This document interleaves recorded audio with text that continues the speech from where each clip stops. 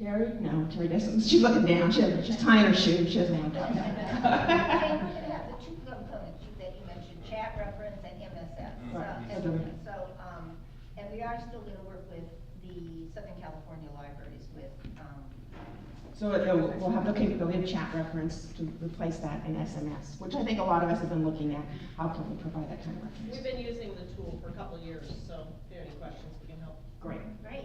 We may want to do a webinar or something featuring you guys so that those libraries that are first getting it can benefit from your experience. That would be great.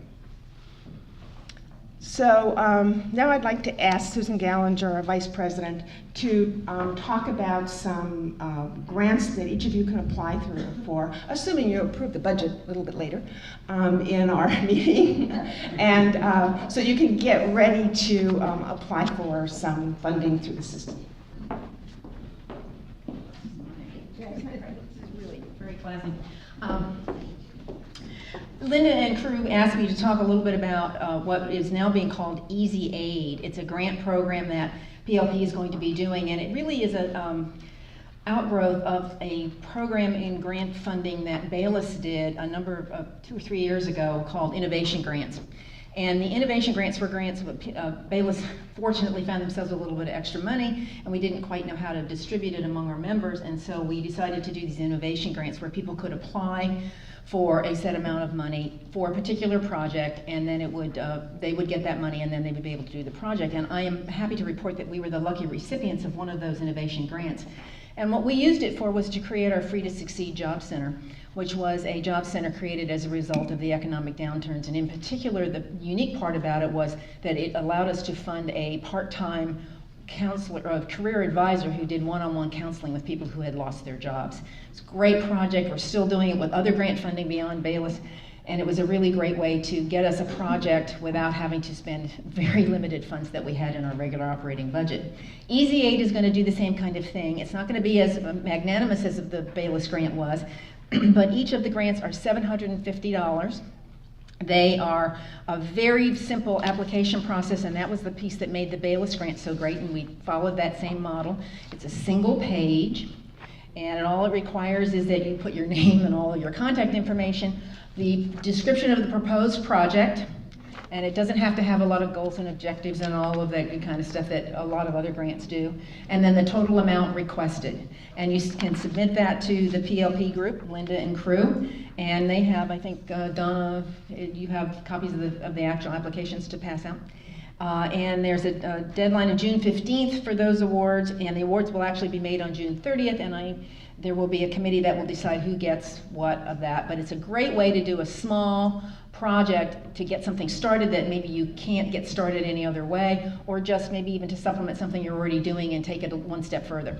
So we would recommend that you take a look at this. The total amount of money available is $20,000 out of our budget, assuming you approve the budget, and that will allow for, how many, Linda, 12, 15? Somebody do the math. Whatever, anyway, a number of projects. So we would encourage you to take a look at this. It's a really, really easy way to get a little bit of seed money for something that you want to do.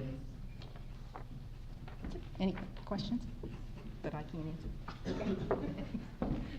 And Terry doesn't want to answer, right? Okay. Well, in speaking a little bit about our future plans as we look for, as executive committee is looking toward the next year, we're actually meeting today after this meeting. And on our agenda, we're going to be talking about our work plan as opposed to the plan of service, but the work plan for the coming year, including reviewing a proposal from Anne Marie Gold, who's here today, who's going to look at the question of fees. That we agreed when we came into this that for 2 years we would grandfather in the fee structure of the 4 different systems, but that by the 3rd year, a year from now, we would have a new plan for a participation fee. So we are talking with Anne Marie about having her do some analysis and propose some options. And although the deal we all agreed to was for 2 fiscal years, realistically, for those of us who will be planning for the fiscal year following this coming one, that by early 2011, we need to know what that plan is, whether it's a transitional plan, how we're going to get there. So I think we may well call a special meeting of the membership for January or so to discuss the recommendations and get feedback, and we may well have some communications from us in the meantime about some options, so that all of us, as we begin to prepare our 2012 budgets, will know what the new participation fee structure is and how we're going to get there, and what it means for each of us as members. And I think that's one of several very important steps in creating this new organization. And it's an organization that I think has tremendous potential. It's a hard time for a transition, but in the other way, we need to make transitions. We have to do things differently now. And we are kind of fortuitously created a mechanism by which we can do that.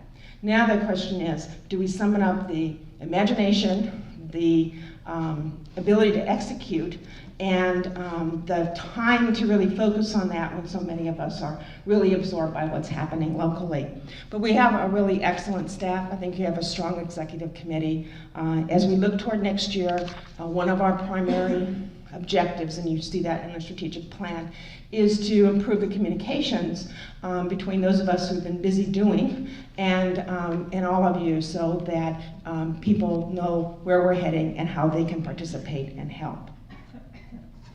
So I do really encourage each of you to think about how you can participate, how can your staffs participate, and how can we all really benefit by banding together.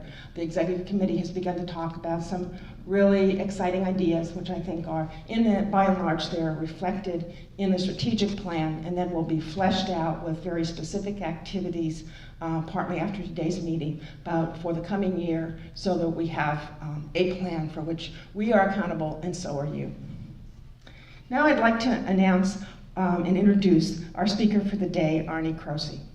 Arnie has over 30 years of experience, although he doesn't look like he's over 40, in local government management, prior to joining Management Partners in 2009. He has, worked in city government for many years, but also has looked a lot at change management, public-private partnerships, and many of the issues a lot of us are really thinking about, or in many cases in our cities we're the leading departments that are in fact doing public-private partnerships and other sorts of initiatives that we're all we need to do, and now in some ways we have to do. He has served as a city manager in Los Altos and for many years in San Mateo. He's a speaker, a trainer, and facilitator, and he's here today to share some insights from his career and perspective that I think will be very useful to all of us. So, Arnie.